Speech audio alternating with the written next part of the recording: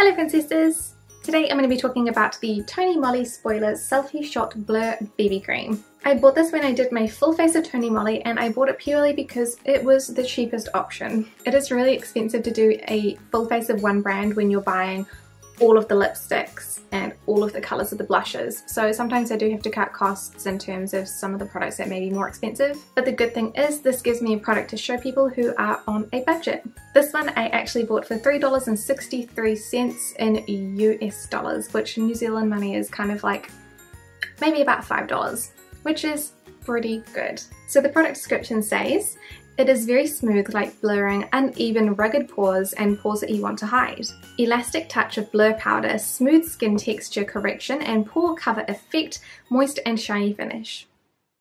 The packaging of this BB cream is very minimal. It comes in a simple black squeeze tube, which isn't really my aesthetic, but if you're not into super cute pink childish packaging like I am, this might be a nice option. The packaging works well, but sometimes it does squeeze out way too much of the BB cream.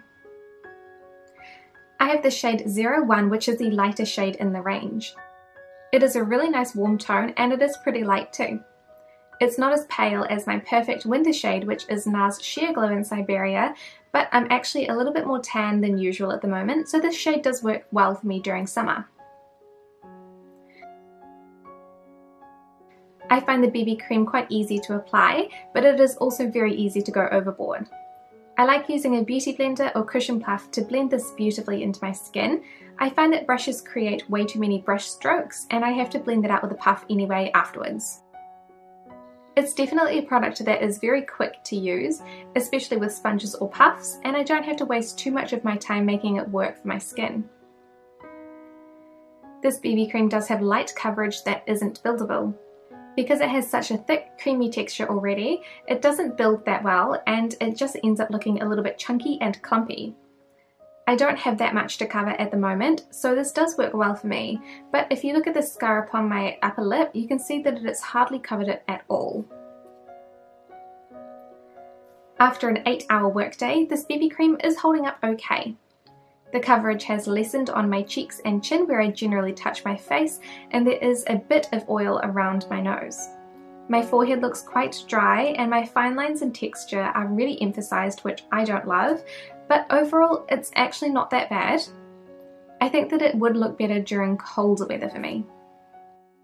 This is a really nice generic BB cream, but I don't find that it is anything insanely special for me. It doesn't really have many skin benefits, which is what I personally look for in a BB cream, so that is a little bit disappointing. It also has very light coverage that isn't buildable, and I think with the texture that it is, it's going to be suitable for either colder climates or princesses that have drier skin. It did make my skin look a little bit oily, especially through the T-zone, and my skin is pretty normal at the moment, so if you have very oily skin, I definitely wouldn't recommend this one for you. For me personally, the colour works well during summer, but I think that the formula would work better for me during the cooler winter months. But then the colour wouldn't look as good because I'll be paler. So it's a little bit of a hard one for me. But seeing that it is so inexpensive, if you have either dry skin or if you live in a cooler climate and you're on a budget, this is definitely a product that I would recommend for you. Thank you guys so much for watching this review, and I'll see you next time.